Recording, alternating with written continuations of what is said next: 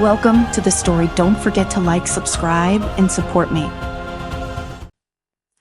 The wind howled like a wild animal, carrying sharp shards of ice that bit into the thick skin of William Harker.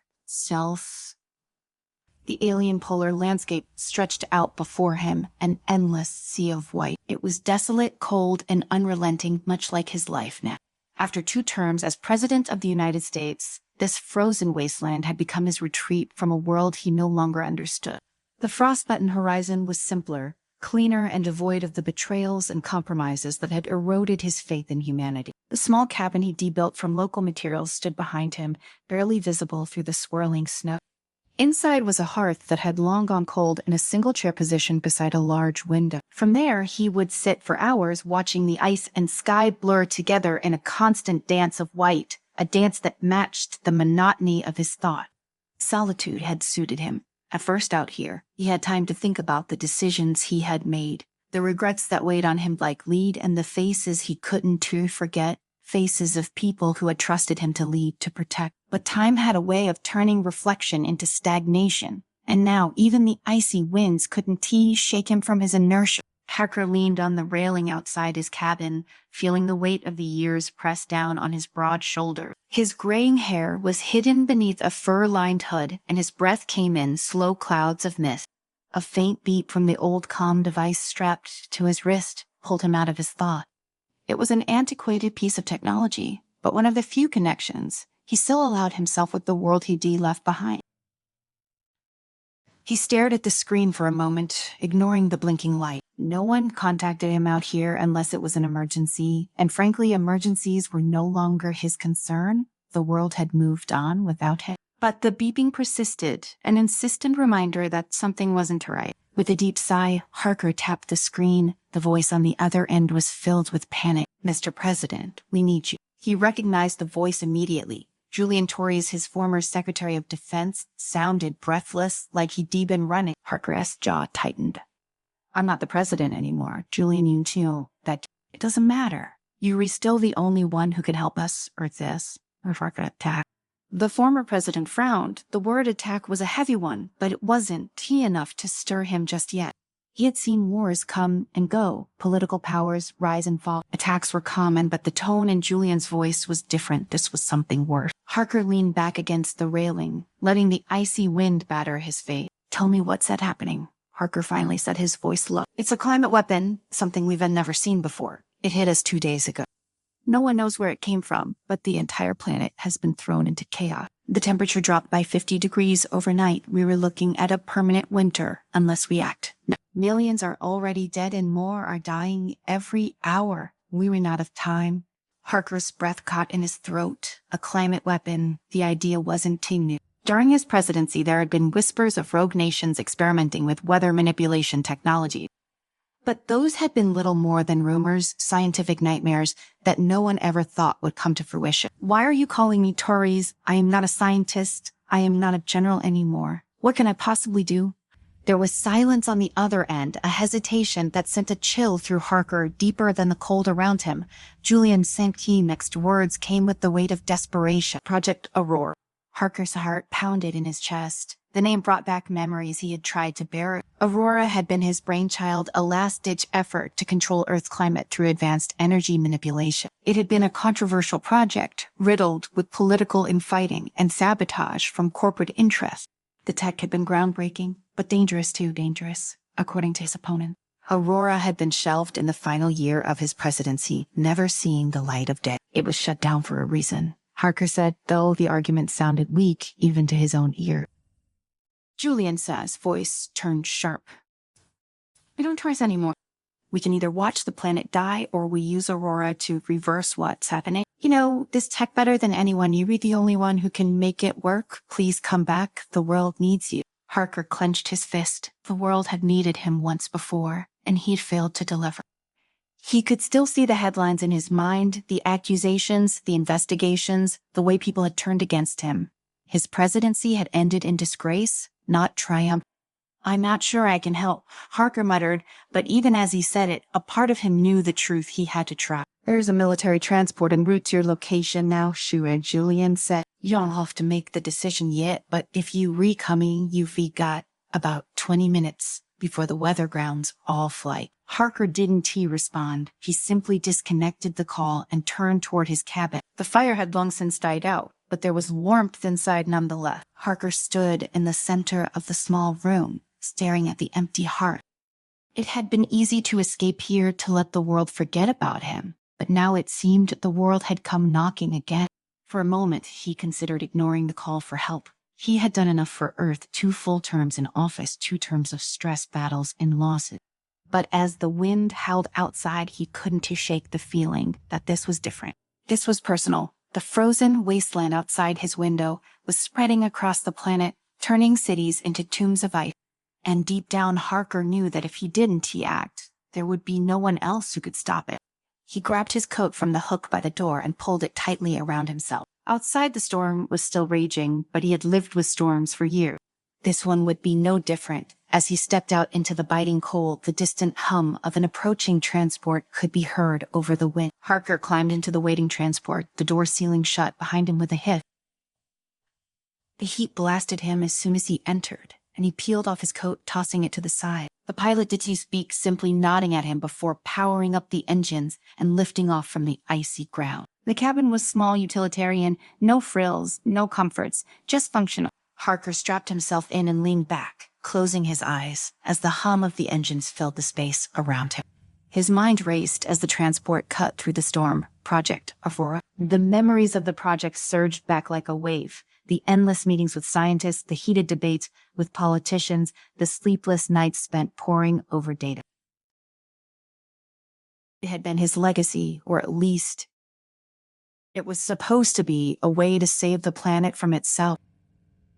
Instead, it had been buried under bureaucracy and fear, an abandoned dream that had almost cost him everything. Now that dream was their only chance. The transport hit turbulence as it ascended through the thick layers of atmosphere. Harker could feel the vibration in his bones, but it didn't bother him. He had lived through worse storms than this. His thoughts drifted to the people he would soon see again. Dr. Ilara Wellies, the brilliant mind behind the project's scientific foundation, and Major Aaron Cole, his former head of security.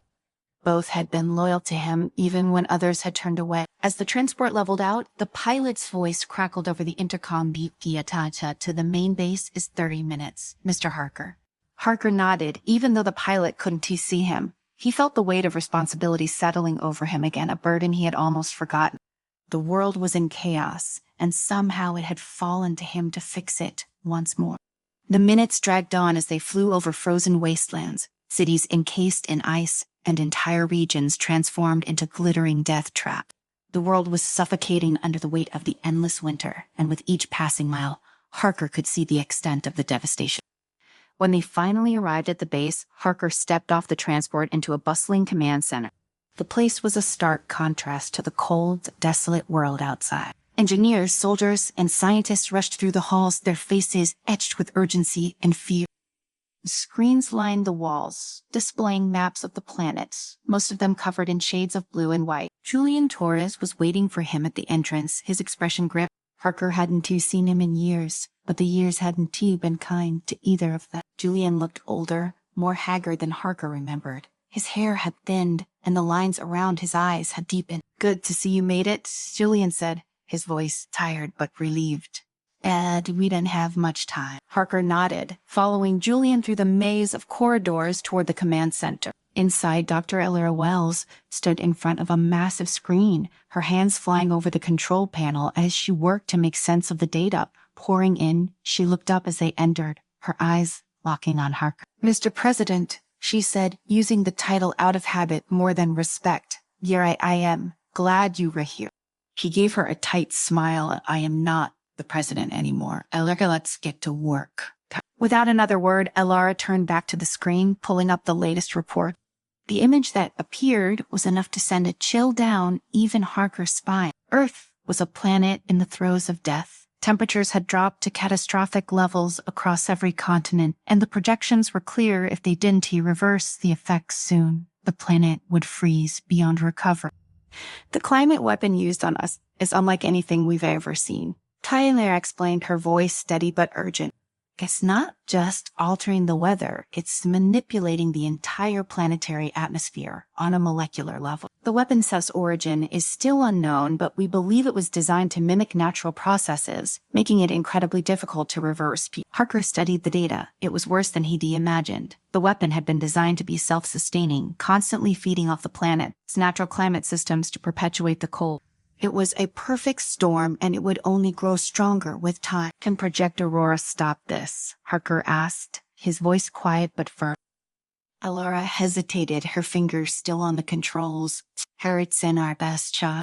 The project was designed to regulate Earth and its climate, to stabilize extreme conditions. If we can modify the core technology and amplify it, we might be able to counteract the effects of the weapon.